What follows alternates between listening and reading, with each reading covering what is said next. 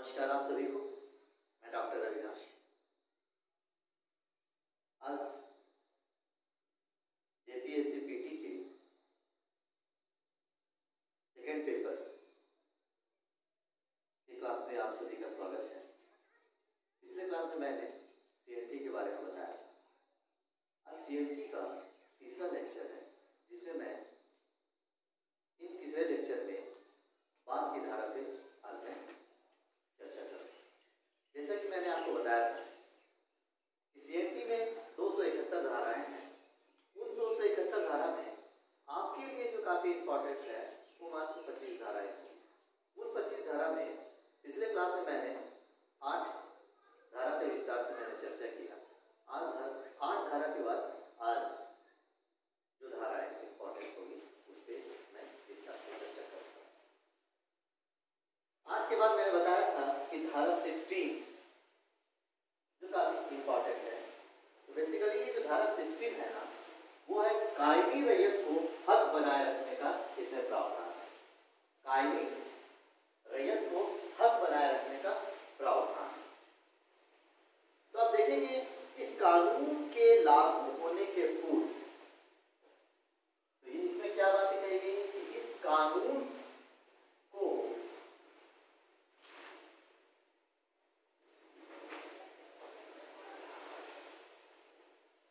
इस कानून के लागू होने के पूर्व, इस कानून के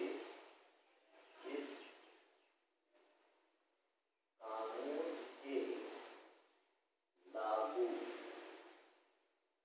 होने के पूर्व, इस कानून के लागू होने के पूर्व यदि किसी रैयत ने के पूर्व यदि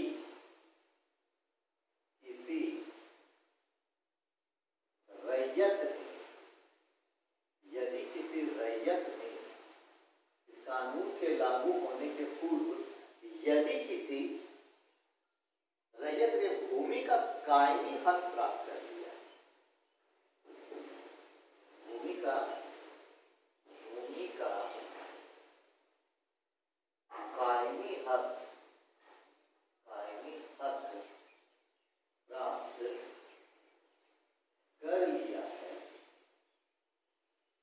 कर लिया है इस कानून के लागू होने के पूर्व यदि किसी रैयत ने भूमि का कायमी हक प्राप्त कर लिया है, तो क्या होगा? तो वह बना रहेगा, वह हक जो है बना रहेगा। तो वह बना रहेगा। एक पॉइंट तो ये हुआ, भले ही रैयत ने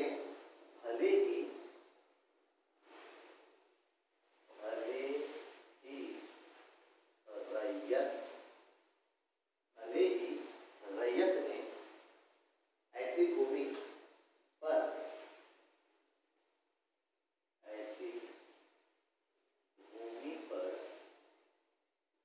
12 वर्ष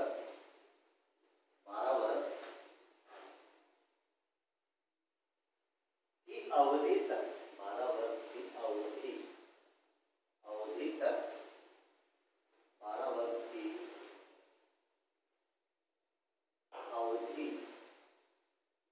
अवधि तक खेती न की।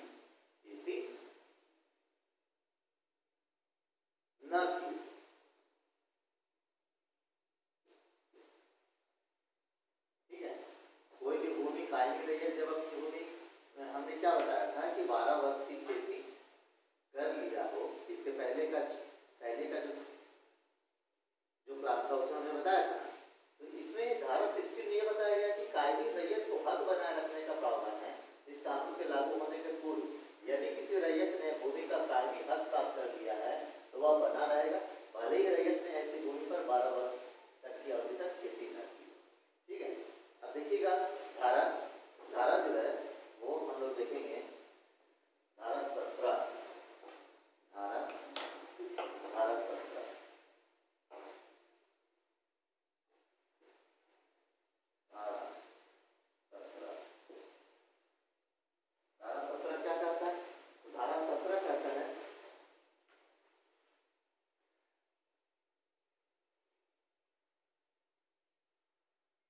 बंदोबस्ती रैयत के बारे में बताया गया है। धारा जो 17 है, धारा 17 क्या बताता है?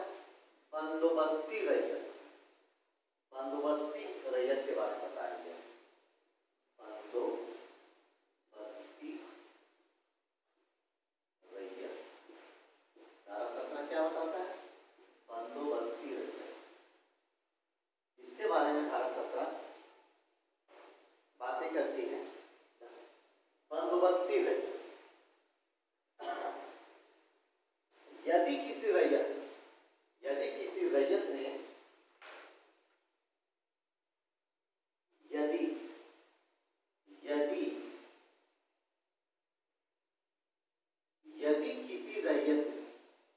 यदि किसी रैयत ने 12 वर्षों तक किसी जमीन को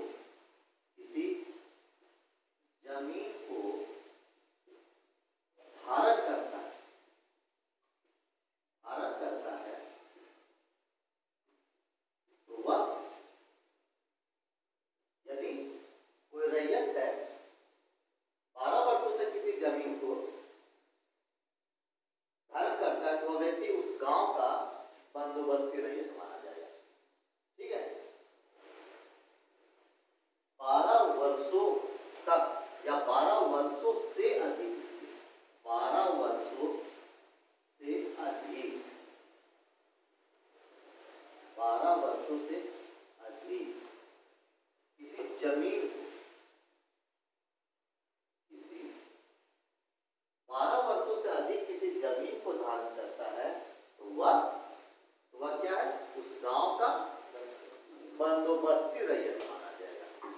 तो वह उस गांव का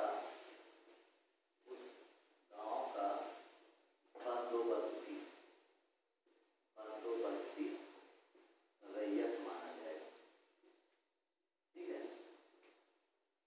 माना जाएगा। धारा 16 गाय की रैयत को हक बनाए रखने का प्रावधान बताता है। धारा 17 क्या बताता है? ये जो रैयत है वो बंदोबस्ती रैयत के बारे में बताता है। बंदोबस्ती रैयत के बारे में बताता है कि यदि किसी रैयत ने 12 वर्षों से अधिक किसी जमीन को धारण करता है तो वह उस गांव का बंदोबस्ती रैयत माना जाएगा। ठीक है, क्लियर हो? धारा 18 हम लोग बंदोबस्ती रैयत में ही आ रहे हैं। धारा 17 में होगा कि जो कुछ लोग, कुछ जैसे खुदकट्टीदार हैं, भूइयार और मुंडारी खुदकट्टीदार, वो मुंडारी खुदकट्टीदार जो है वो भी बंदोबस्ती रैयत के रूप में जाते हैं। ठीक है, तो इस जो वैसे मुंडारी खुदकट्टीदार या भूइहारी जो बंदोबस्ती रैयत माने जाएंगे, इसकी जो बातें हैं वो धारा 18 है। ठीक है, धारा 18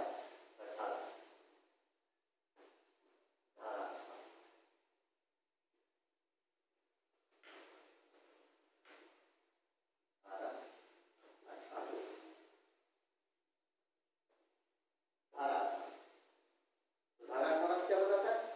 तो भूइहर, धारा 18 देखिएगा,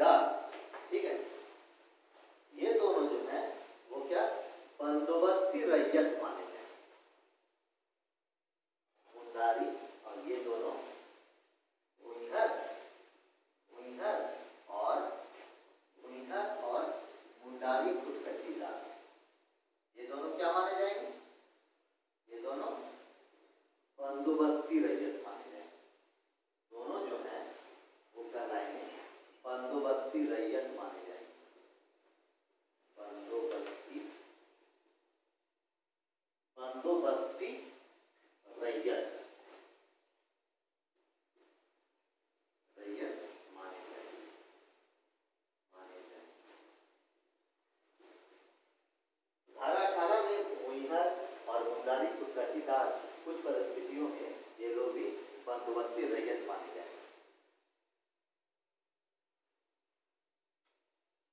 तो ये गांव की वैसी भूमि का बंदोबस्ती रैयत माने जाएंगे जिनका ये रैयत के रूप में खेती करते। ये बेसिकली ये दोनों कौन है? ये क्या है? ये गांव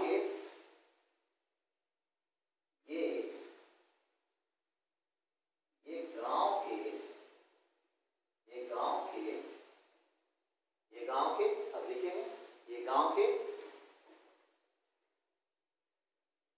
वैसी भूमि के बंदोबस्ती, ये गांव के वैसी भूमि के बंदोबस्ती रैयत माने जाएंगे जिसकी वो खेती करते। ठीक है, ये गांव के वैसे भूमि के बंदोबस्ती रैयत माने जाएंगे जिसकी वो खेती करते।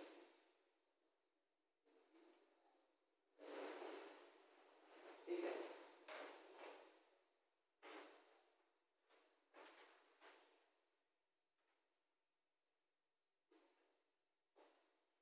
समझ में आया? आइए धारा 19 थोड़ा याद करने वाली आप एक एक करके इसे देखिएगा। धारा 19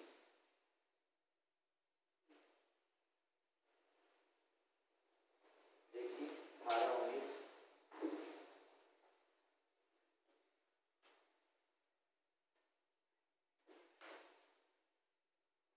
तो जितने भी गांव के प्रत्येक बंदोबस्ती रैयत, जो भी गांव के बंदोबस्ती रैयत हैं उनको कायमी हक प्राप्त होगा, कायमी हक उनको प्राप्त होगा। ये धारा 19 में कहा है। धारा 19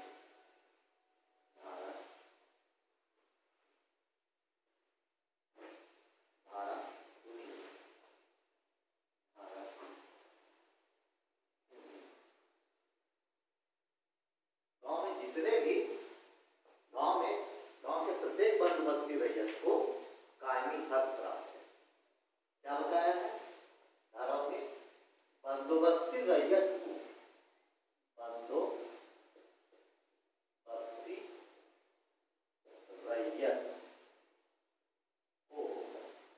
जो भी बंदोबस्ती रैयत है उनको क्या है? कायमी हक प्राप्त है। कायमी हक कहने का मतलब हर्ष मतलब जिसमें उनका अधिकार मालिकाना है, कायमी हक प्राप्त। ठीक है,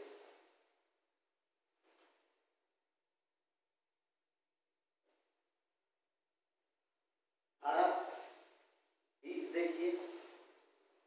धारा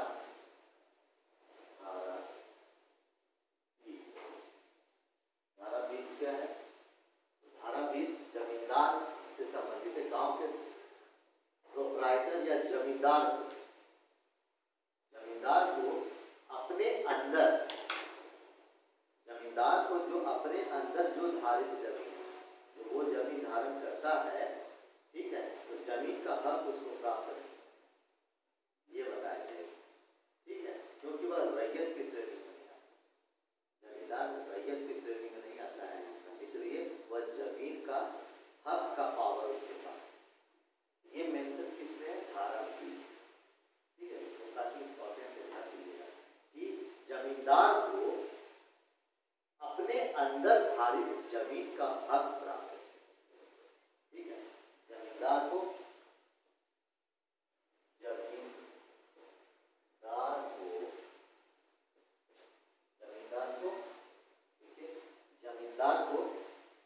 अपने अंदर धारित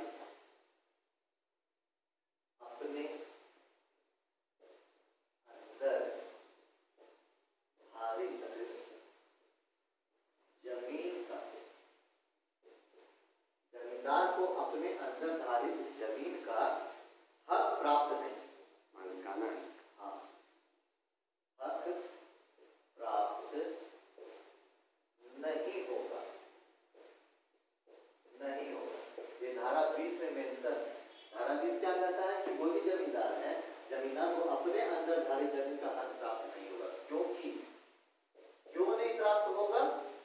क्योंकि जमींदार जो है वो क्या है, रैयत की श्रेणी में नहीं आता है। क्योंकि यह जमींदार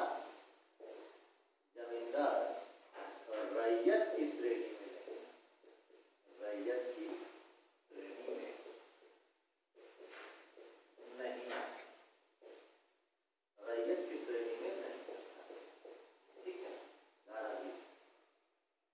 धारा 21 आप इसको मेंशन कीजिएगा, ये बहुत इंपॉर्टेंट है, वेरी वेरी इंपॉर्टेंट। धारा 20, धारा 20 ये काफी इंपॉर्टेंट धारा, मोस्ट इंपॉर्टेंट धारा 21, धारा 21 very very important from PT point of view से धारा 21 काफी काफी काफी ज्यादा धारा 21 इंपॉर्टेंट होगा। क्यों? इसमें रैयतों को जमीन का उपयोग, रैयत को जमीन के उपयोग संबंधी अधिकार, रैयतों को जमीन का उपयोग संबंधी अधिकार, रैयत को धारा 21 रैयत को जमीन संबंधी उपयोग, रैयत को जमीन संबंधी उपयोग का अधिकार, रैयत को क्या है, रैयत को जमीन संबंधी उपयोग का अधिकार। तो जमीन संबंधी उपयोग, किस तरीके का जमीन संबंधी उपयोग, वो हम लोग देखेंगे। तो कोई भी रैयत, ये जो रैयत जो है, ये जो रैयत है, तो स्थानीय रीति रिवाज, इन रैयत का जो स्थानीय रीति रिवाज के अनुसार जमीन का वो उपयोग कर सकता है। ठीक है, तो पहली बात तो ये होगा। तो हम लोग देखेंगे कि रीति रिवाज के अनुसार रैयत जो है, नंबर 1 रीति रिवाज के अनुसार जमीन का उपयोग कर सकता है। रीति रिवाज के अनुसार,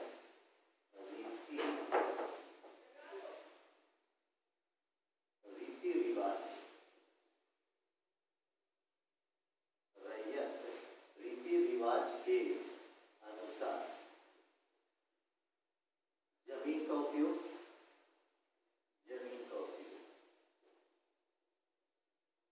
हमने देखा कि धारा 21 जो है वो रैयत को जमीन संबंधी उपयोग का अधिकार है। तो रैयत जो है वो कैसे जमीन का उपयोग करेगा, अधिकार करेगा? तो रीति रिवाज के अनुसार जमीन का एक उपयोग होगा, पहला बात। दूसरा जो होगा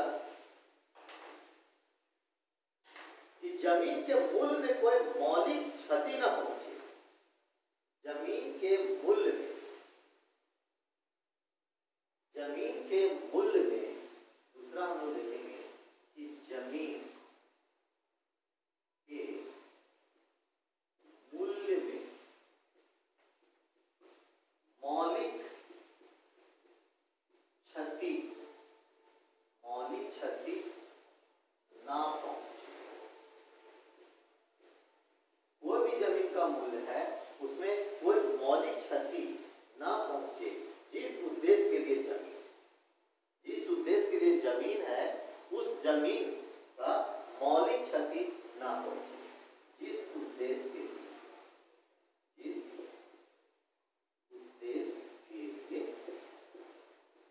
जमीन। एक ये पॉइंट है, रीति रिवाज के अनुसार जमीन का उपयोग करेगा और जमीन के मूल्य में मौलिक क्षति ना पहुंचे, जिस उद्देश्य के लिए जमीन।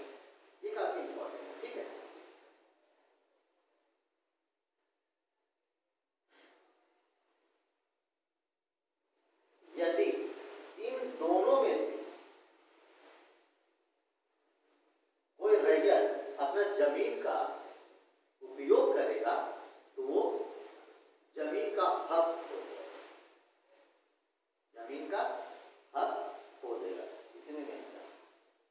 रैयत, यदि रैयत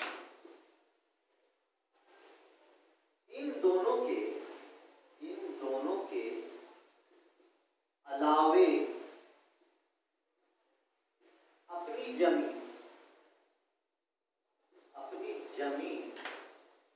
का उपयोग अन्य उद्देश्य हेतु करेगा, अन्य कार्यों हेतु करेगा, तो वह अपने जमीन का हक खो देगा। समझ में आया? अपने जमीन का हक खो देगा, या कायमी रैयत जो है अपना स्वामित्व खो देगा। तो इन प्रावधानों के अनुसार कायमी रैयत अपने जमीन का निम्नलिखित तरीके से उपयोग कर सकता है। कायमी रैयत इन प्रावधानों के आलोक में धारा 21 के प्रावधानों के आलोक में, धारा 21 के प्रावधानों के आलोक में रैयत निम्न रूप में निम्न तरीके से अपनी जमीन का उपयोग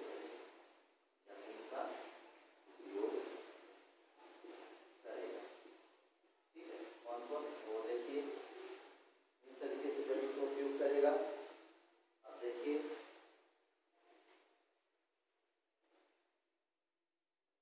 सबसे पहला जो करेगा अपनी जमीन का उपयोग करेगा, वो देखो कौन सा। तो फर्स्ट जो होगा घरेलू और कृषि कार्य के लिए, घरेलू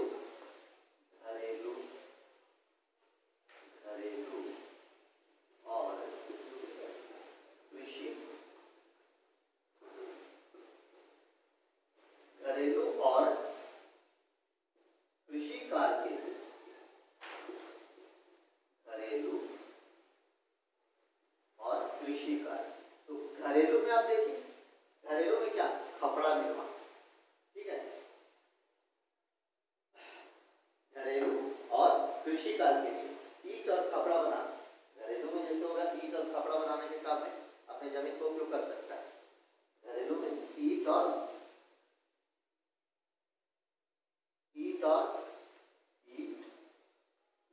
बनाने के काम में, और कपड़ा,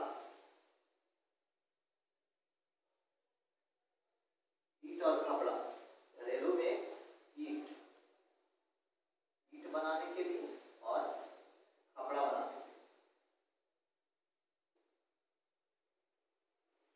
के लिए, ईंट और कपड़ा बनाने के लिए घरेलू काम में उपयोग कर सकता है, ठीक है। इसके अलावा हम लोग देखेंगे पीने का पानी, मछली पालन। देख लो, पीने का पानी घरेलू का हम लोग देखेंगे ईंट और कपड़ा के लिए पीने का पानी, पीने का पानी,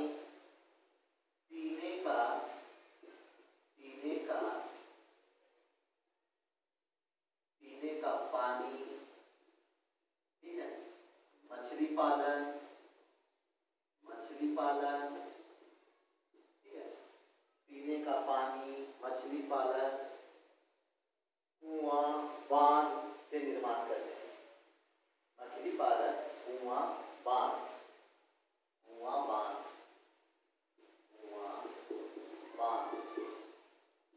निर्माण कार्य में वो अपने जमीन का उपयोग कर सकता है, ठीक है। इसके अलावा हम लोग कृषि कार्य में साथ साथ हम व्यापार और कुटीर उद्योग में जो जमीन के जो मालिक है वो क्या कर सकते हैं, व्यापार और कृषि कार्य में व्यापार और कृषि कार्य जो है, इसमें हम लोग देखें कुटीर उद्योग के उद्देश्य के लिए, व्यापार में कुटीर उद्योग के उद्देश्य के लिए, ठीक है, भवन का निर्माण भी कर सकता है। और जो इसी को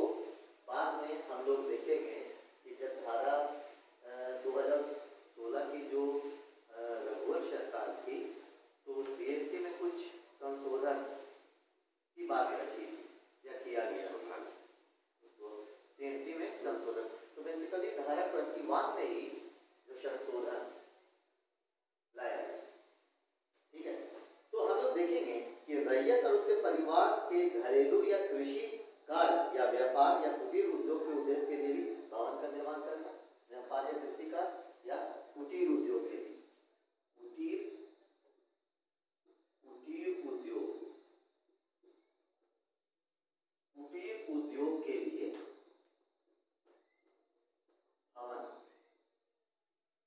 भवन का निर्माण, कुटीर उद्योग के लिए भवन का निर्माण, ये इंपॉर्टेंट है। ठीक है, निर्माण करना।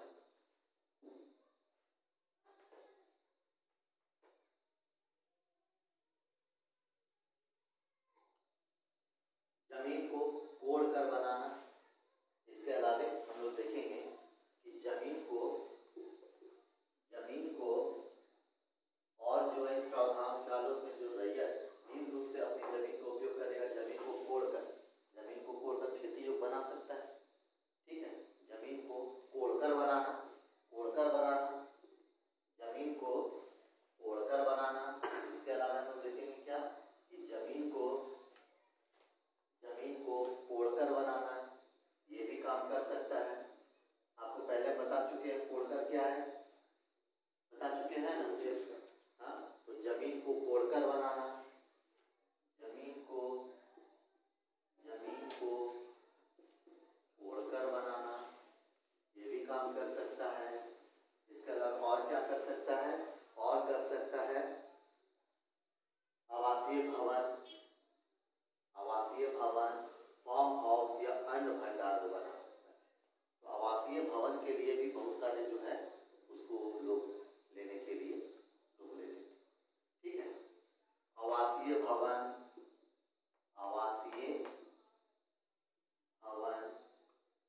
ठीक है, आवासीय भवन और फार्म हाउस और हाउस, आवासीय भवन, फार्म हाउस और अन्न भंडार बनाना, कायमी रैयत का हक। अन्न भंडार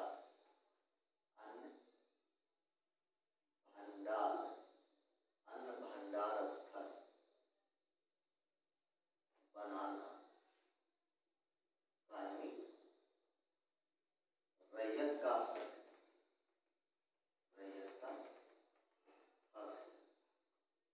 ठीक है, ये सारी चीजें 21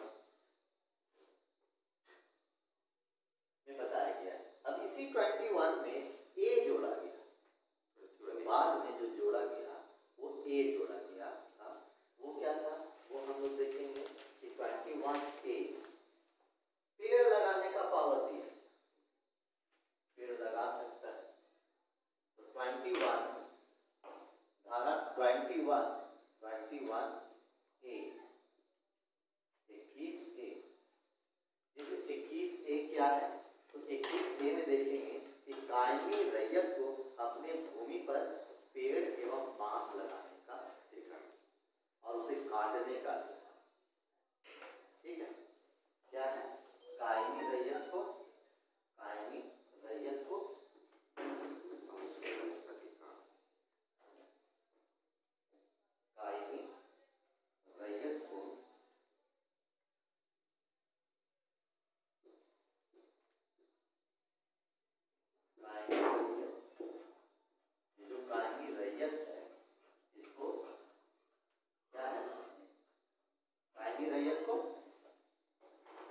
अपनी भूमि पर पेड़, अपनी भूमि पर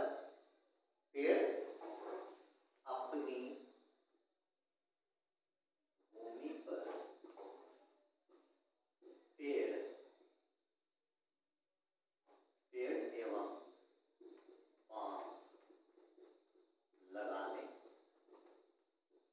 एवं काटने का अधिकार।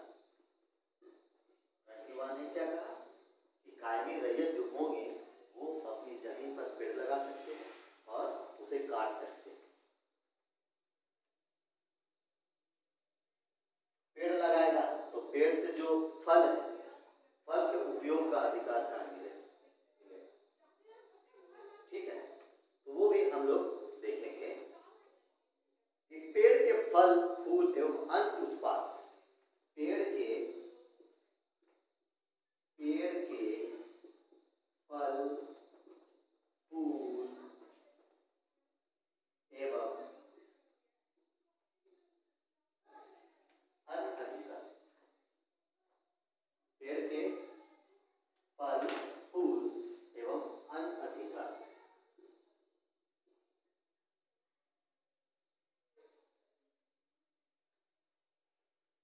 पेड़ के फल फूल एवं अन्य उत्पाद,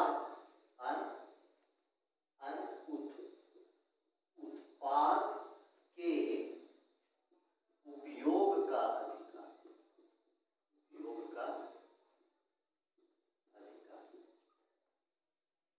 पेड़ के फल फूल एवं अन्य उत्पाद के उपयोग का अधिकार कायमी रैयत को दिया गया है। यह आर्टिकल धारा 21A में बताया गया है। ठीक है, तो ऐसी भूमि पर हम लोग देखेंगे लाह का भी उपयोग करता है। कोकून, चूंकि उस समय पूरे झारखंड में हम लोग देखते थे, आज भी लाह, ठीक है, लाह पालन बहुत अधिक मात्रा में होता था।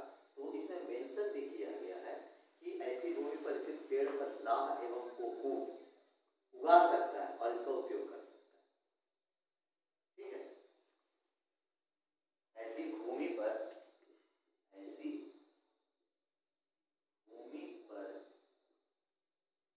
ठीक है, ऐसी भूमि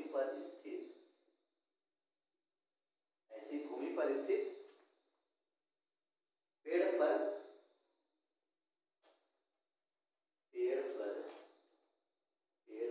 लाह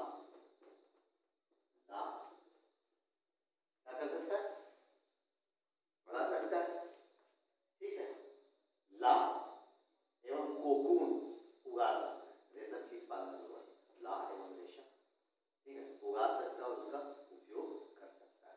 ठीक है, लाह एवं रेशम कोकून उगा सकता है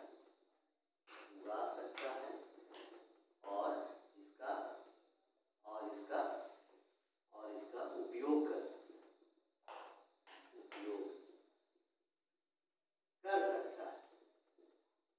है, ठीक है। 21 धारा 21 हमने देखा कि रैयत को जमीन संबंधी उपयोग का अधिकार है। तो जमीन का उपयोग संबंधी अधिकार कहाँ कहाँ पे है? दो चीजें हमने बताया। एक चीजें हमने क्या बताया कि स्थानीय रीति रिवाज का बोलो उपयोग, रीति रिवाज के अनुसार हमने जमीन का उपयोग कर सकते हैं। इसके अलावे घरेलू और कृषि कार्य लोग उपयोग कर सकते हैं। तो घरेलू में किसमें इन लोग यूज कर सकते हैं? ये लोग बेसिकली वो हो गया ईंट कपड़ा बनाने में और ईंट के निर्माण में। इसके साथ ही साथ तालाब, मछली पालन, बांध निर्माण में इनका उपयोग किया जा सकता है। ठीक है, इसके बाद हमने देखा क्या व्यापार में कृषि कार्य का उपयोग हम लोग ने देखा कि व्यापार के क्षेत्र में ये लोग यूज कर सकते हैं। खासकर हम लोगों ने क्या देखा कि व्यापार में जैसा कि हम लोगों ने देखा कि वो कुटीर उद्योग के उद्देश्य के लिए वो भवन का निर्माण कर सकते हैं। इसके साथ ही साथ हमने ये देखा कि जमीन को कोड़कर नहीं बना सकते वो लोग, और साथ साथ सिंचाई और आवासीय भवन, फार्म हाउस और भंडार गृह के रूप में भी अपने जमीन का उपयोग वो कर सकते हैं। ये काफी इंपॉर्टेंट है, इस पे ध्यान दीजिएगा। उसके बाद इसी में से 21A आया जो बेसिकली कायमी रैयत को अधिकार दिया कि वह अपनी भूमि पर पेड़ लगा सकता है। अपनी भूमि पर पेड़ एवं बांस लगाने एवं उसको काटने का वो पालन करता है। साथ साथ पेड़ के फल एवं फूल एवं अन्य उत्पाद के उपयोग का भी अधिकार इसको दिया और ऐसी भूमि पर इसी पेड़ पर लाख एवं कोकून उगा सकता है और इसका उपयोग वो कर सकता है। ये सारे कायमी रैयत है। ये 21 है। ठीक है, उसके बाद हम लोग अगला जो धारा आएगा वो होगा 22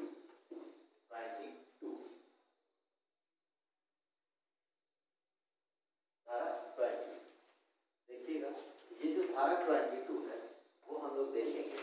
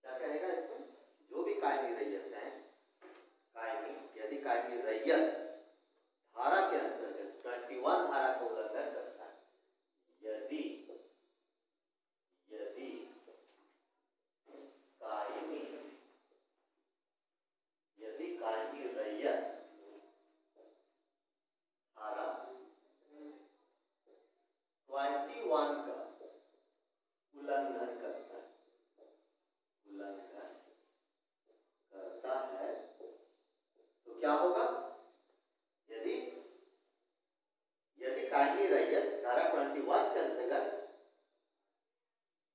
उल्लंघन करता है, जो उल्लेखित उद्देश्य हैं, उल्लेखित उद्देश्यों से अलग, यदि कायमी रैयत धारा 21 को उल्लंघन करता है, या यूं कहें उल्लेखित उद्देश्यों से, उल्लेखित उद्देश्यों से अलग, जो हमने बताया कि जो उल्लेखित उद्देश्य है उस उद्देश्य से अलग अपनी जमीन का उपयोग करता है, अपनी जमीन का उपयोग करता है, वह अपने अधिकार से वंचित होगा। तो वह जमींदार क्या होगा, या कायमी रैयत को उसकी भूमि के हक से वंचित कर सकता है।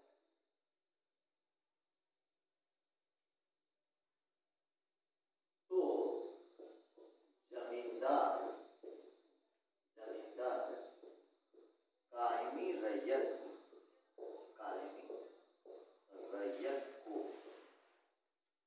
जमींदार जो है वो कायमी रैयत को उसकी भूमि के हक से, उसकी भूमि के हक से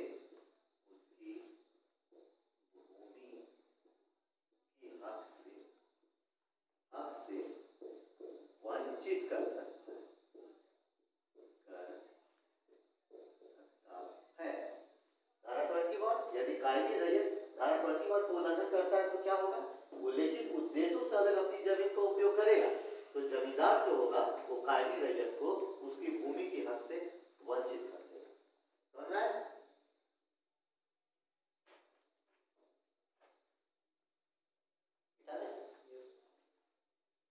धारा 22 के बाद बताइए कौन सा धारा इंपॉर्टेंट था हम लोगों का? धारा 37। धारा 37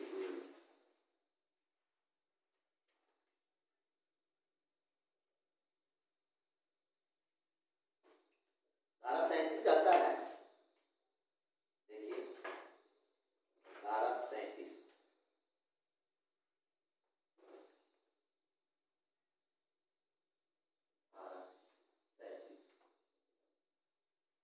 क्या कहता है? धारा 37 वो हम लोग देखेंगे कि इसमें देखिए कि खुदकट्टी हक प्राप्त व्यक्ति, खुदकट्टी हक प्राप्त व्यक्ति रैयत की श्रेणी में आता है।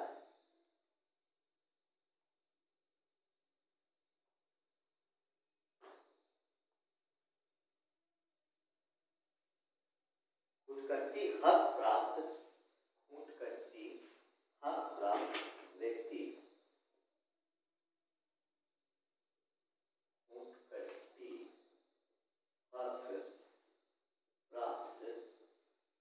व्यक्ति, कौन होगा? खुदकट्टी हक प्राप्त व्यक्ति क्या होगा? खुदकट्टी हक प्राप्त व्यक्ति रैयत की श्रेणी में आता है। पहले भी हमने बताया रैयत की श्रेणी में आता है, रैयत की श्रेणी में आता है। खुदकट्टी हक प्राप्त व्यक्ति कौन जो है वो रैयत की श्रेणी में आता है, और कायमी रैयत को उसकी भूमि के हक से वंचित कर सकता है, अन्यथा नहीं। इसका उल्लेख जो है वो धारा 37, ठीक है, कायमी रैयत को उसके हक से वंचित कर सकता है, अन्यथा नहीं। इसको लिखिएगा, बस इतना ही लिखिएगा। खुदकट्टी हक प्राप्त व्यक्ति रैयत की श्रेणी में आता है, और कायमी रैयत को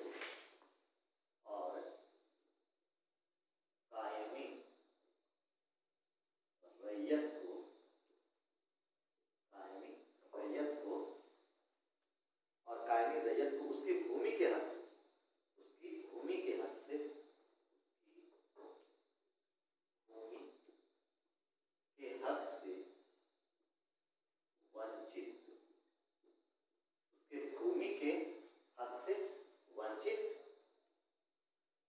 कर सकता है, अन्यथा नहीं कर सकता है, अन्यथा नहीं। मतलब खुदकट्टी हक प्राप्त व्यक्ति रैयत की श्रेणी में आता है, और उसकी कायमी रैयत को उसकी भूमि के हक से वंचित कर सकता है, अन्यथा नहीं। इसकी जो चर्चा होगी वो धारा 37 में होगी। ठीक है, धारा 38 देखिएगा, धारा 38, धारा 38, धारा 38 क्या बताता है? धारा 38, तो इनको धारा 38 जो बताता है, जो भी कोई भी एक होगा कायमी रैयत और एक होगा गैर कायमी रैयत। गैर कायमी रैयत कौन होगा? गैर अधिकार जमीन का अधिकार प्राप्त नहीं है।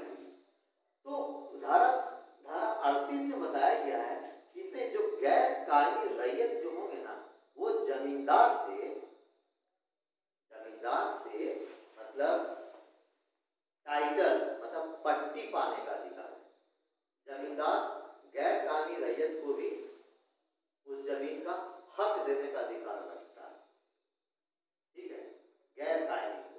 ये बातें कही गई है धारा 38। कुछ प्रावधान है इसमें। तो धारा 38 में क्या कहा गया है? जो वो इसमें गैर कायमी रैयत को जमींदार से टाइटल या पट्टी का हक है, अधिकार मिलेगा वो, तो फिर वो कायमी बन जाएगा। हाँ, तो ये हक प्राप्त है। ठीक है, देखिए इसमें गैर कायमी रैयत को गैर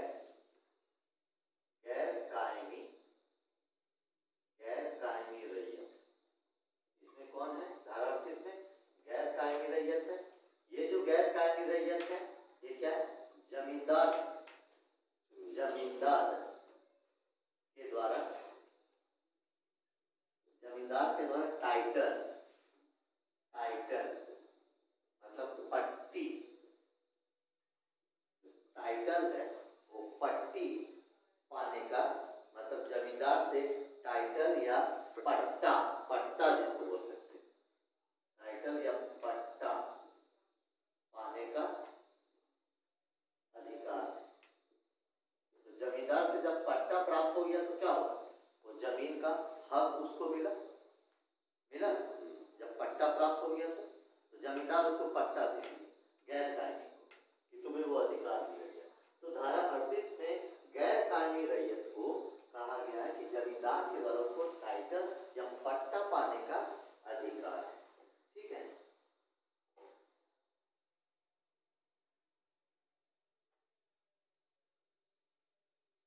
पट्टा मतलब लीज हुआ ना, लीज पाने का लीज। तो गैर कायमी रैयत को जमींदार के द्वारा टाइटल या पट्टा या लीज पाने का अधिकार। ठीक है, ये आप अगला पॉइंट लिखिएगा, धारा 41,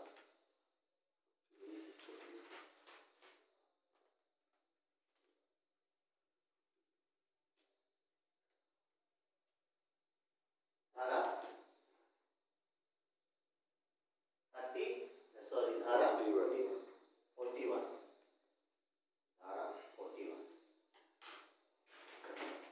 41 क्या है? धारा 41, इसमें भी गैर कायमी रैयत भी आएगा। तो गैर कायमी रैयत को जमींदार के द्वारा टाइटल या पट्टा पाने का अधिकार आया।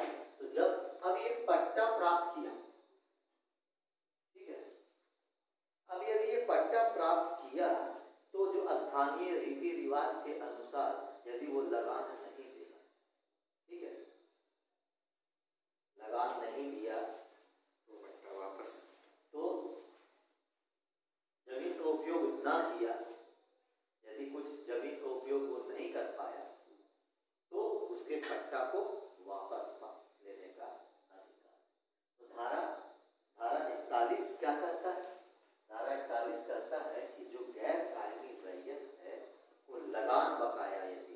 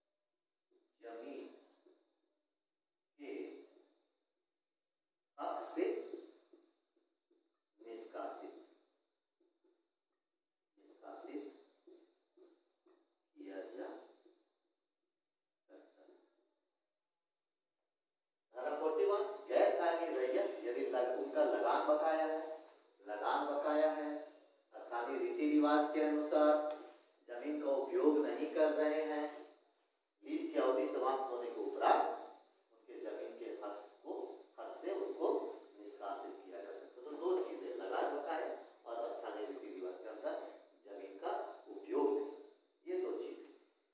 तो इसके कारण क्या होगा, इसका परिणाम क्या होगा कि लीज की अवधि समाप्त होने के उपरांत उनके जमीन के हक से उनको निष्कासित किया जा सकता है। ठीक है,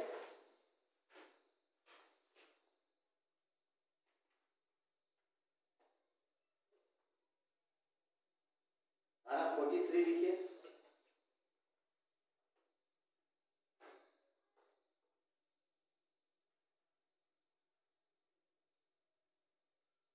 धारा 43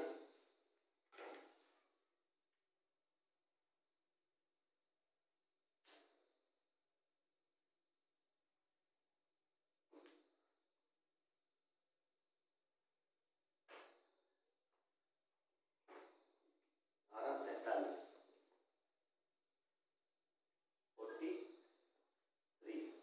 धारा 43 कुछ खास प्रकार की जो भूमि होगी के दखलकारों को कायमी हक है। तो खास प्रकार की भूमि कौन सी होगी? खास प्रकार की भूमि जो जमींदारों को विशेष अधिकार की दी गई। कुछ नाम हम बताएंगे, जमींदारों को जो विशेषाधिकार वाली जो भूमि है वो क्या है, आप बताइए। खास भूमि, आम भूमि बताइए, क्या नाम बताएंगे? कुछ नहीं, कुछ खास प्रकार की जो भूमि थी, खास प्रकार की भूमि, जमींदारों के समय में जमींदारों को विशेष अधिकार की भूमि मझियस उसका नाम है। तो इसमें देखिए, इसमें कुछ खास प्रकार की भूमि के दखलकारों को कायमी हक नहीं। खास प्रकार की भूमि, खास प्रकार की भूमि, खास प्रकार, जमींदारों को प्राप्त ऐसे लिख सकते हैं, जमींदारों को खास प्रकार की भूमि, जो खास प्रकार की जो भूमि है, आप लिखिए, तो खास प्रकार की भूमि के दखलकारों को कायमी हक नहीं। कुछ खास प्रकार की भूमि के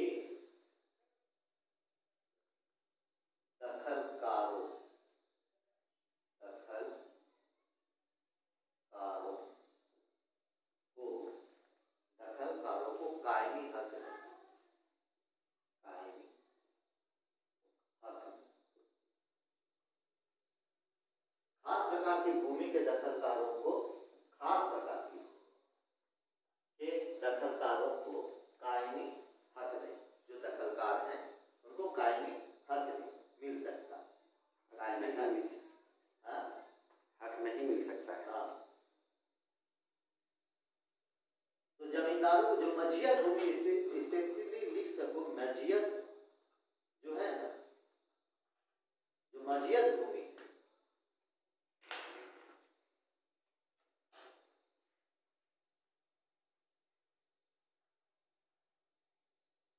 जैसे मझियस भूमि कर देते हैं,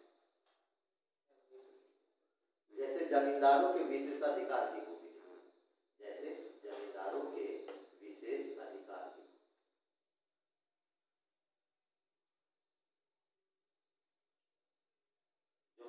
जो जमींदारों के जो विशेष अधिकार की भूमि है उसमें क्या किया गया कि कायमी हक नहीं मिल सकता।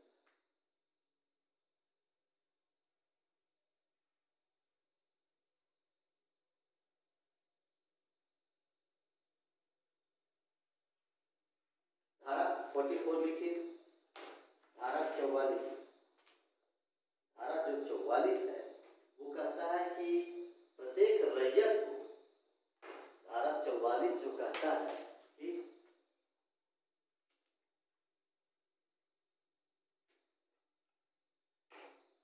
धारा 44, धारा 44 प्रत्येक रैयत को अपने जमींदार से एक पट्टा पाने का हक है। धारा 44 कहता है कि प्रत्येक रैयत को अपने जमींदार से पट्टा पाने का हक है। हमने पहले बताया, एक किसने बताया, 38 में क्या मैंने बताया,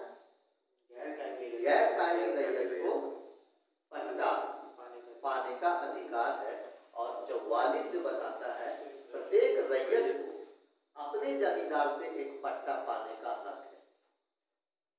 देखिए, इसे प्रत्येक रैयत को अपने जमींदार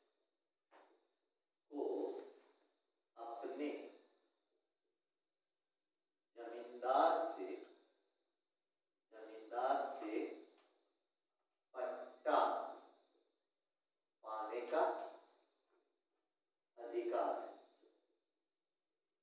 पाने का अधिकार है। इसे प्रत्येक रैयत को अपने जमींदार से पट्टा पाने का हक है या अधिकार है, जिसमें जमीन का प्लॉट नंबर, रकबा, चौहद्दी, सालाना लगान इत्यादि का उल्लेख होता है। देखो, इसमें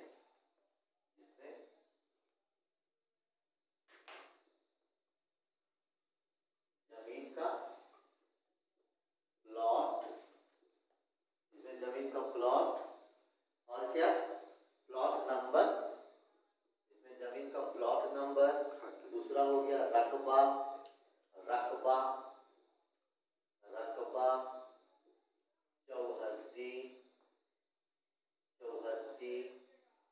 चौहद्दी, सालाना लगान आदि का उल्लेख होता है। सालाना लगान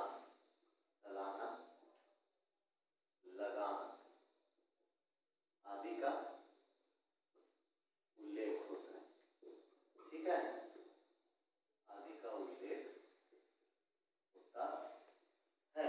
तो ये धारा 44।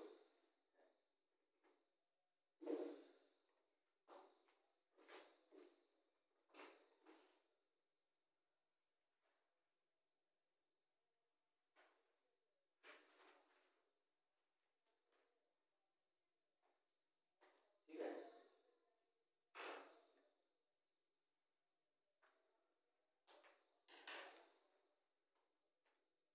धारा 46 ये काफी इंपॉर्टेंट है, वेरी वेरी इंपॉर्टेंट।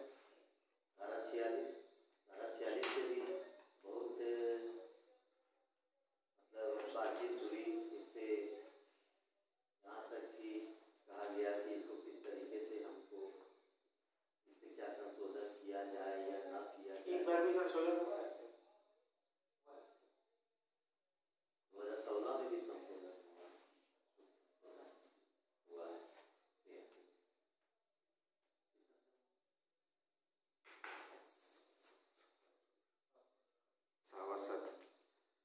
चलो 46 देख, धारा 46 हम लोग देखें। धारा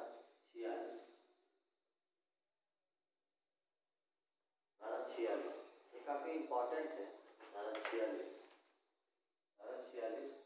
मोस्ट इंपॉर्टेंट। 46 हाँ देखें,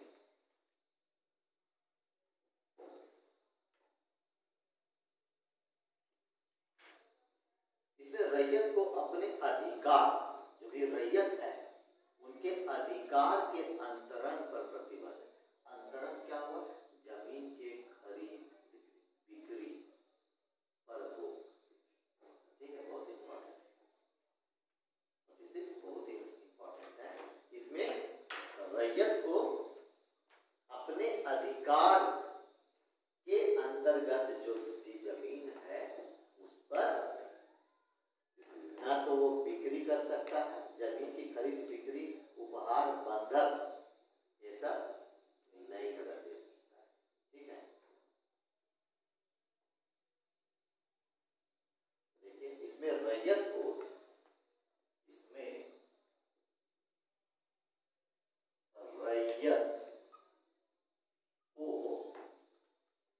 46 क्या है, इसमें रैयत को अपने अधिकार के, रैयत को अपने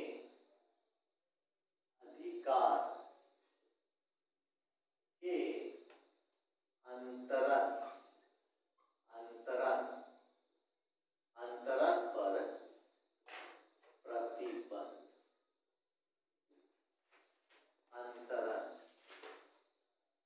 इसमें रैयत को अपने अधिकार के अंतरण पर प्रतिबंध। अब ये अंतरण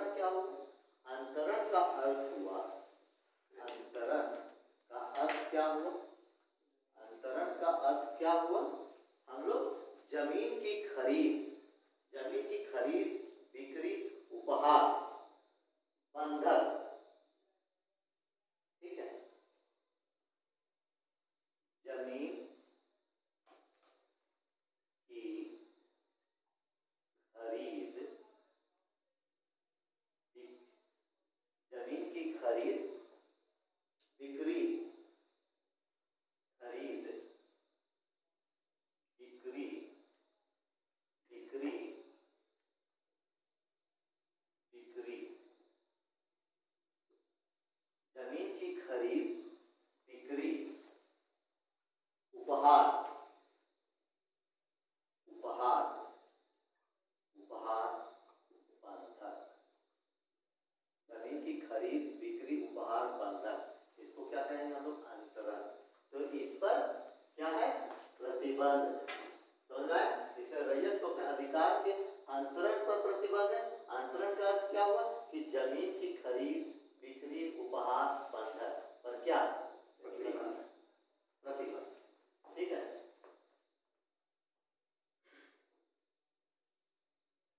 कोई भी रैयत,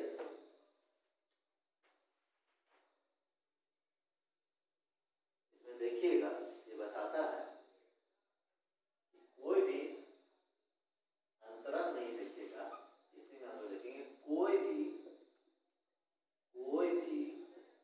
रैयत, अंतरण जो है इसमें कोई भी रैयत, जो भी रैयत है बंधक के द्वारा, बंधक के द्वारा 5 वर्ष से अधिक की अवधि के लिए अपनी भूमि का अंतरण नहीं कर सकती।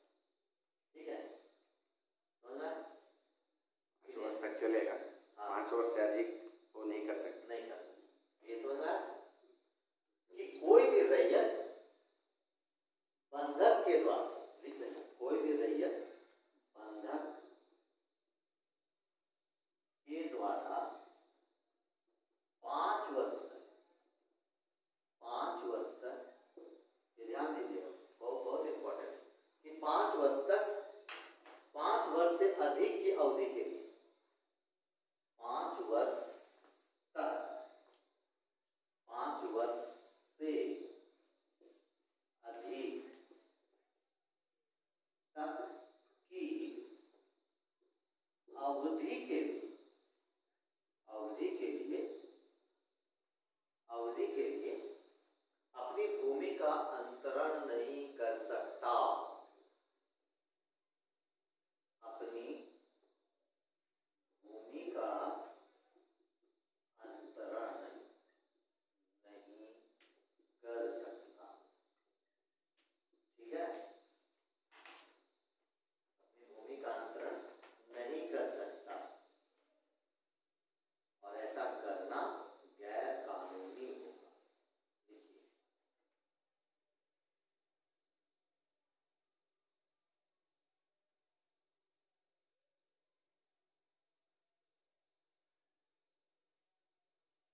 रैयत, इसी में लिखना कि रैयत अधिकतम 7 वर्षों के लिए भुगत बंधा में लगा सकता है जो कानूनन मान्य है। रैयत अधिकतम 7 वर्षों के लिए भुगत बंधा में लगा सकता है जो कानूनन मान्य है। अब ये जो अंतरण है, अंतरण पर प्रतिबंध लगाया है 46 में, इसमें रैयत को अपने अधिकार के अंतरण पर प्रतिबंध में लगा सकते, अंतरण पर प्रतिबंध है। अंतरण को हमने देखा कि इसका अर्थ हुआ जमीन की खरीद बिक्री उपहार बंधक पर क्या? प्रतिबंध है। तो कुछ विशेष, कुछ हम लोग बोलेंगे निम्न परिस्थितियों में जमीन का अंतरण संभव है। मतलब अंतरण मतलब खरीद बिक्री उपहार बंधक, तो निम्न परिस्थिति में अंतरण संभव है। तो कौन सी परिस्थिति आई? तो परिस्थिति देखें, अंतरण जो है, अंतरण संभव कब, कब संभव होगा? तो कौन सी परिस्थितियों में ये जो अंतरण है वो संभव होगा? ये भी धारा 46 में मेंशन है। ठीक है, कि अंतरण किन विशेष परिस्थितियों में संभव है। तो पहला हम लोग देखेंगे,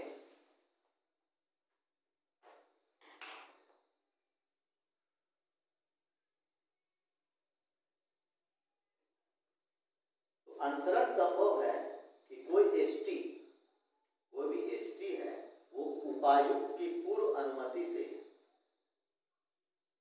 जो डीसी है, उपायुक्त है, उनकी पूर्व अनुमति से ही किसी एसटी को ही अपनी भूमि का अंतरण करेगा। ठीक है, तो इसमें हम लोग देखेंगे संभव में देखिए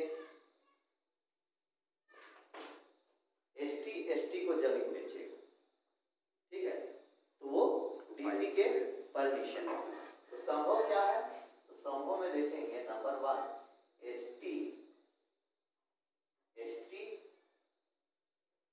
एसटी को अपनी जमीन उपायुक्त के परमिशन से, ठीक है, अनुमति से, उपायुक्त की अनुमति से अपनी जमीन एसटी को अपनी जमीन उपायुक्त की अनुमति से अपनी भूमि का अंतरण करेगा। ठीक है,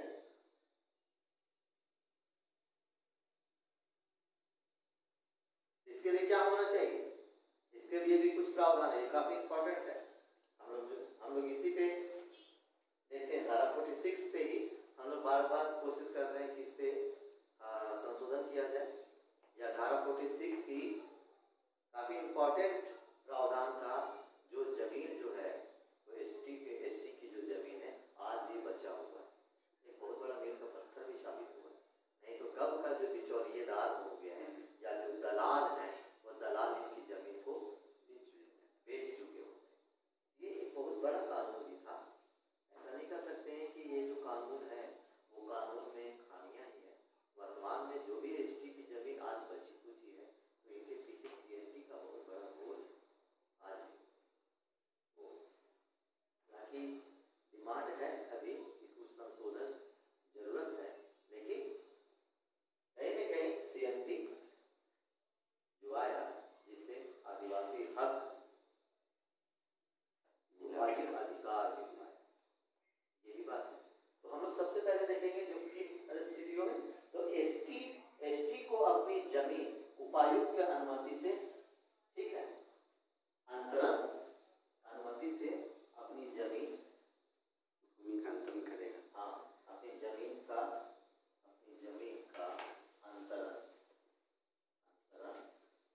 अंतरण शब्द ज्यादा बेहतर है, इसलिए हम अंतरण ही लिखवा रहे हैं। अंतरण करेगा मतलब इसको हम कर सकते हैं बेच पाएगा, बिक्री।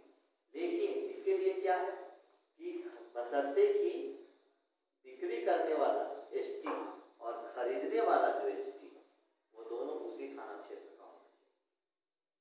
बिक्री करने वाला और खरीदने वाला सेम थाना क्षेत्र का। बिक्री करने वाला बिक्री करने वाला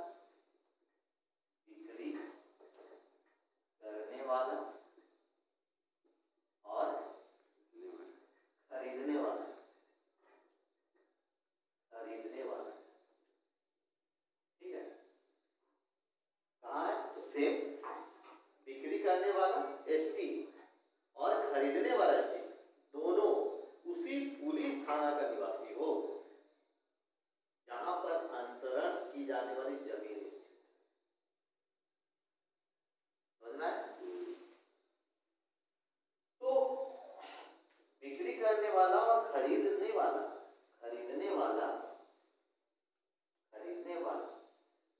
बिक्री करने वाला खरीदने वाला एसटी सेम थाना, ठीक है, समान थाना क्षेत्र का निवासी, वहीं का निवासी, समान थाना जो सेम थाना है उसी क्षेत्र का निवासी। तभी जहां पर वो एक और लाइन है, समान निवासी हो लेकिन किसी दूसरे जगह की जमीन है तो थोड़ी ले सकते। मतलब जहां पर उस जमीन का, जहां पर अंतरण की जाने वाली जमीन स्थित, मान लो कि यहाँ कोई भी इलाका है, उस इलाका में कोई भी जमीन है, तो उसी जमीन के पास ही वो दोनों एसटी जो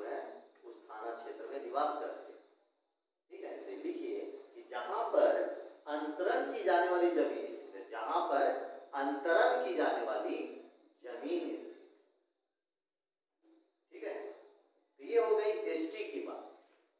एसटी सेम एसटी सेम थाना, सेम थाना क्षेत्र, और जहां जमीन भी है वो सेम थाना क्षेत्र।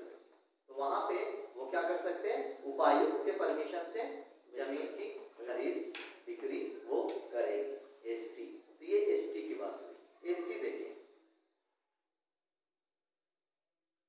वही कंडीशन होगा, एससी का भी वही कंडीशन होगा कि कोई एससी अपनी जमीन उपायुक्त की अनुमति से, हाँ, उपायुक्त की अनुमति से ही एससी कोई अंतरण करेगा और दोनों उसी जिला का निवासी हो जहां जमीन। तो दूसरा पॉइंट ये कि तो एसटी की स्थिति में एसटी टू एसटी हो गया। दूसरा देखेंगे हम लोग संभव है SC, SC versus SC, SC, SC to SC, same condition, same condition, same condition यहां भी होगा, सेम। जो पहला कंडीशन लागू हुआ वो इसमें भी लागू होगा, सेकेंड एससी में भी, एससी में भी वही कंडीशन लागू होगा कि वो उपायुक्त से परमिशन लेगा, एससी एससी, ठीक है। अब आइए ओबीसी के बारे में क्या है।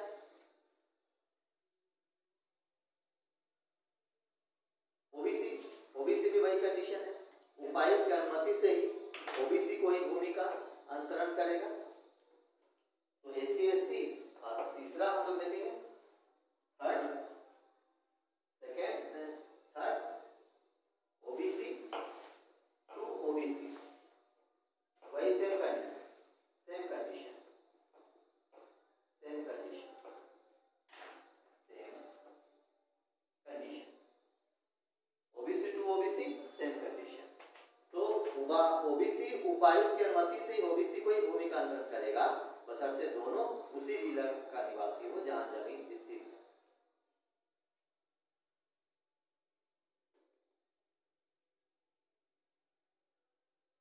गैर एसटी और गैर एससी और गैर ओबीसी,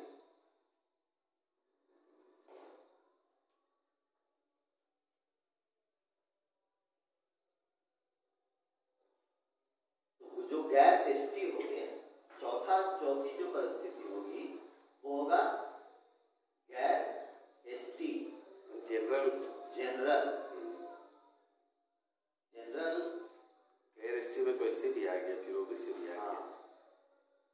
गैर एसटी और गैर एससी और गैर ओबीसी, गैर ओबीसी, जनरल, एसटी, एससी, गैर ओबीसी मैंने ओबीसी से नहीं होना चाहिए, कोई भी होना चाहिए, जनरल, सारा जनरल।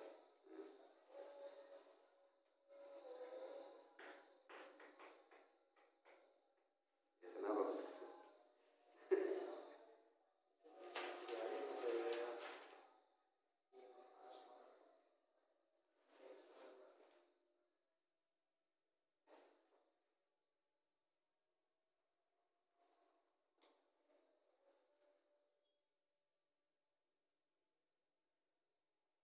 क्या होगा गैर एसटी और गैर एससी में क्या है, गैर एसटी तो इसमें ले ही नहीं सकता है एसटी का जमीन, कोई भी गैर एसटी जो है वो ले नहीं सकता।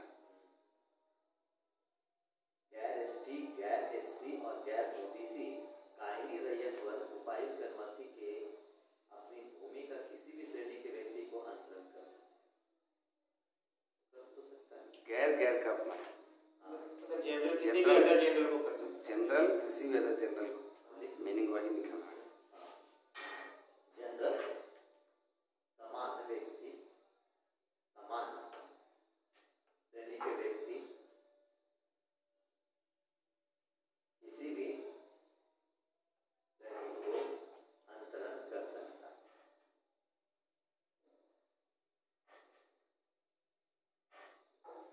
सब अपना अपना कैटेगरी में से बात करते हैं।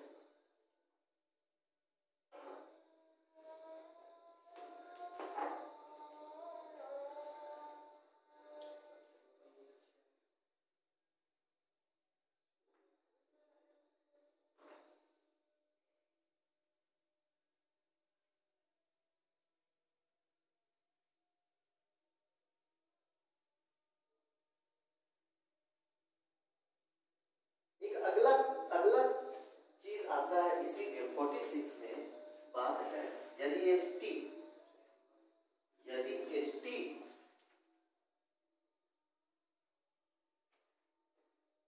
देखिएगा, चौथी चीज है, यदि किसी आदिवासी, कोई भी आदिवासी जो है वो गैर आदिवासी को जमीन का अंतरण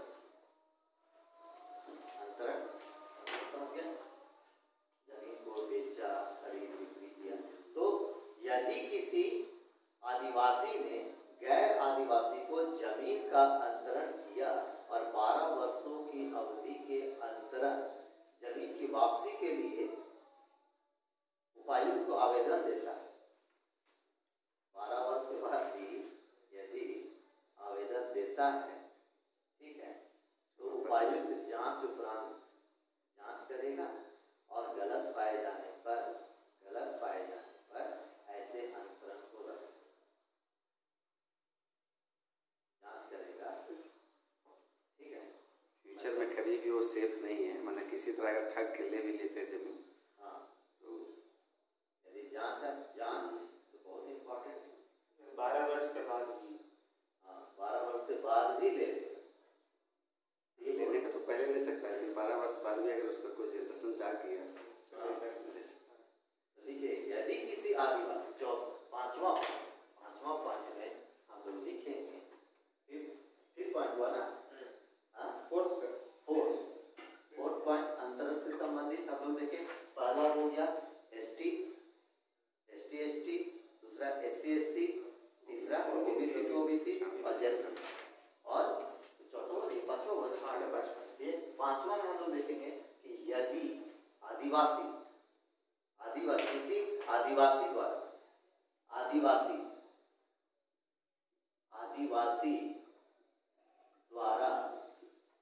गैर आदिवासी द्वारा यदि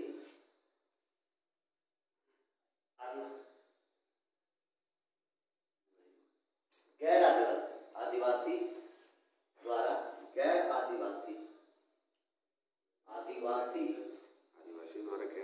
का अगर अंतरण किया जाता है, आदिवासी उनकी जमीन का अंतरण करते हैं, 12 वर्षों के बाद यदि आदिवासी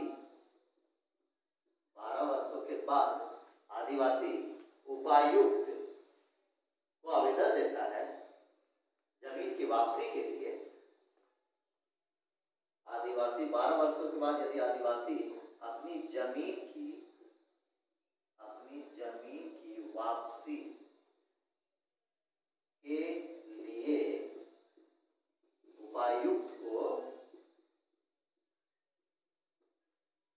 आवेदन देता है, तो क्या होगा, आवेदन देता है तो उपायुक्त जांच उपरांत सही पाए जाने पर खरीदार की जमीन से, ठीक है, उसको निष्कासित कर सकते हैं। गलत पाए जाने पर उपायुक्त यदि मतलब बहला फुसला करके एसटी की जमीन को यदि कोई गैर आदिवासी ले लिया और 12 वर्षों के बाद यदि आदिवासी अपनी जमीन की वापसी के लिए उपायुक्त को आवेदन देता है और आवेदन के उपरांत यदि जांच कमीशन के द्वारा सही पाया गया तो उसकी जमीन को फिर से उनको वापस वो दे सकता है, दिलवा सकता है। मतलब जो पूर्व में जो जमीन खरीदा है 12 वर्ष पहले कोई भी गैर आदिवासी, तो उनका जमीन से उनका जो हक है वो खत्म हो जाए, ठीक है, रद्द कर देगा। यदि इसमें एक पॉइंट और लिखेंगे कि यदि खरीदार ने ऐसी भूमि पर, यदि खरीदार, अब कोई खरीदार आया और ऐसी भूमि पर कोई संरचना बना ली है, कोई भी भवन बना लिया या संरचना बना ली है और विक्रेता इसका मूल्य नहीं देना चाहता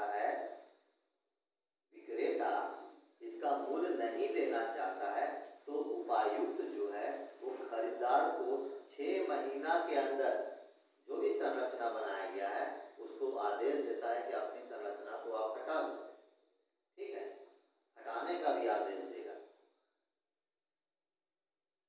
नहीं हटाया तो क्या करेगा, तो इस अवधि के पश्चात कमिश्नर स्वयं इस संरचना को हटवा सकता है। सोचो इतना एसटी को पावर दे दिया गया कि यदि किसी कारणवश गैर आदिवासी उनकी जमीन को खरीद लेता है और 12 वर्षों के बाद एसटी अपनी जमीन वापसी के लिए कमिश्नर के पास आवेदन देता है, तो कमिश्नर जांच उपरांत के बाद यदि आदिवासी की जमीन सही पाया गया तो जो खरीदार को उनकी जमीन से निष्कासित कर सकता है। और यदि विक्रेता उस जमीन पर कोई संरचना बना लिया है, खड़ा कर सकता है, और जिनका जो जमीन था तो पहले, ठीक है, अब वो उस संरचना को खरीदने के लिए वो नहीं खरीद सकता है, हाँ, इसका मूल्य नहीं चुका पा रहा है, तो क्या करेगा, उपायुक्त खरीदार को 6 महीने के अंदर संरचना हटाने का आदेश देगा। यदि वो संरचना, अपनी संरचना, चाहे वो भवन हो या जो चीज हो, भवन बना लिया है, वो नहीं हटाता है, तो उपायुक्त स्वयं उपस्थित होकर उस संरचना को हटाएगा। क्लियर? सजा का प्रावधान है क्या? सजा का प्रावधान मतलब हटा दिया, जमीन से निष्कासित कर दिया गया, वो तो एक बहुत बड़ी सजा हो गई। इसके बाद एक धारा 46 का क्लॉज 1 का अगला पॉइंट लिखेंगे कि धारा 46 का क्लॉज 1 का उल्लंघन कर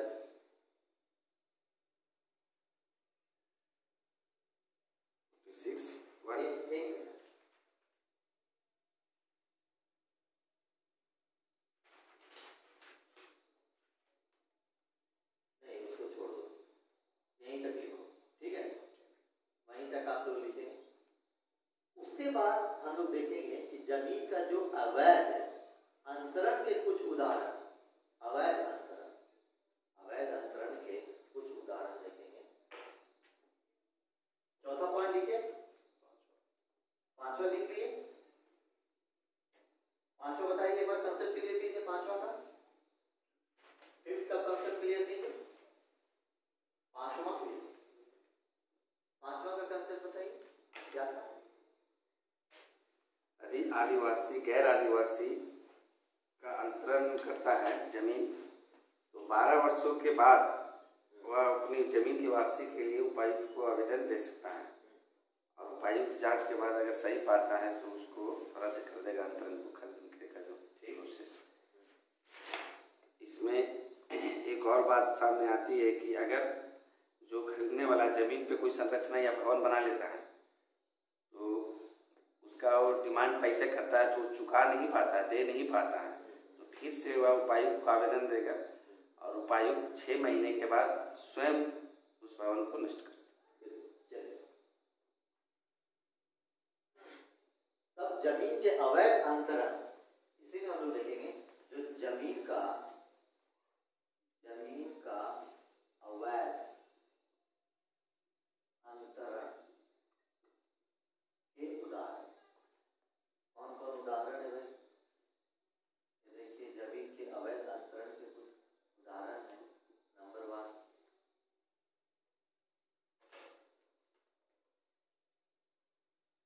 रांची में बहुत ज्यादा है। उपायुक्त के अनुमति के बगैर, उपायुक्त के अनुमति के बगैर एसटी, एससी एवं ओबीसी की जमीन की खरीद बिक्री हो रही, ठीक है। उपायुक्त के अनुमति के बगैर, उपायुक्त के अनुमति के बगैर एसटी, एससी एवं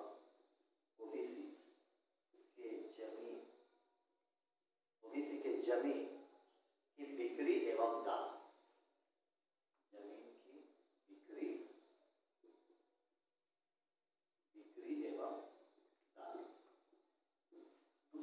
लिखेंगे। आदिवासी के द्वारा गैर आदिवासी को जमीन की बिक्री एवं दान। आदिवासी के द्वारा गैर आदिवासियों को वही चीज जमीन की बिक्री एवं दान।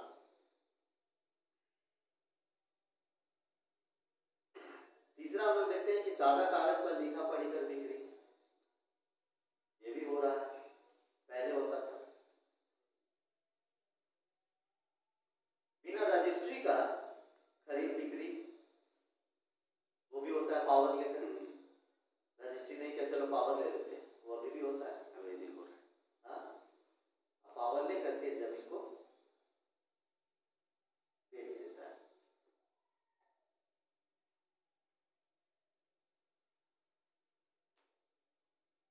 एक बहुत बड़ा और एक चीज आता है कि गैर आदिवासियों के द्वारा आदिवासी महिला से विवाह कर उसके नाम से जमीन की खरीदारी। इसको लेकिन रद्द कर दिया है, इधर शायद संशोधन कुछ हुआ है। इसमें आप अगर विवाह भी कर लेते हैं तो फिर आप ऐसा नहीं कि आप आदिवासी बन गए और अपना जो वाइफ के नाम सब जमीन ले सकते हैं। चीज उसमें संशोधन कुछ कानून इस तरह का बना है। छल प्रपंच के द्वारा भी जमीन का अंतरण हो रहा है। हम कहा के छल। चलिए, तो यदि उपायुक्त इस बात से सहमत है कि क्रेता ने, उपायुक्त जो है इस बात से सहमत है कि क्रेता ने छोटानागपुर काश्तकारी संशोधन अधिनियम, ठीक है, 1969 के लागू होने के पूर्व ही कोई ठोस संरचना का निर्माण कर लिया है, तो सीएमटी एक्ट 1908 के अन्य प्रावधानों के उल्लंघन के बावजूद ऐसे अंतरण को वैधता प्रदान कर सकता है। जो लाइन है वही लाइन, ये सीएमटी का जो लाइन है तो उसको लिखिए कि यदि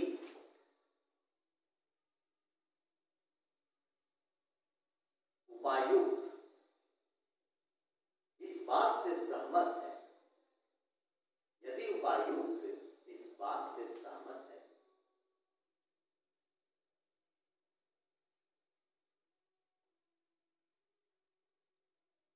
कि क्रेता ने छोटानागपुर काश्तकारी संशोधन अधिनियम 1969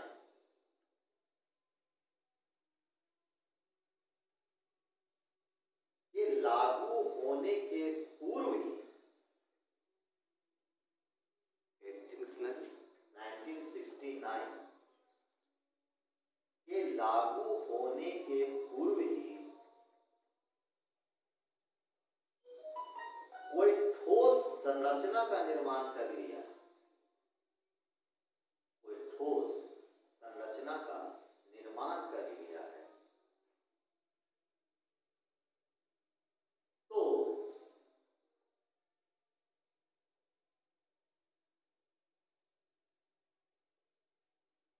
सीएमटी एक्ट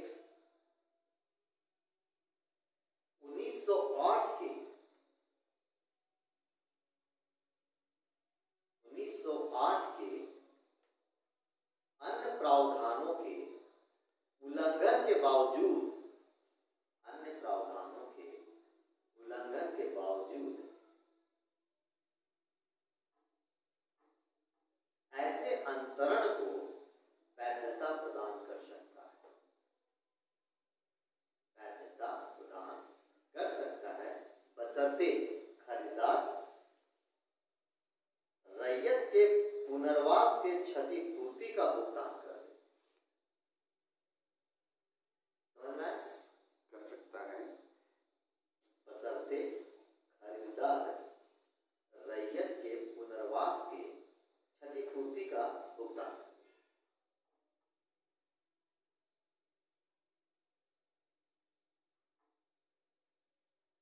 धारा 46 में कुछ जाति का मेंशन किया गया है कि इसके अंतर्गत जो आएंगे, तो धारा 46 में एससी का अर्थ अनुसूचित जाति से, आदेश 1950 में निम्नलिखित जाति को शामिल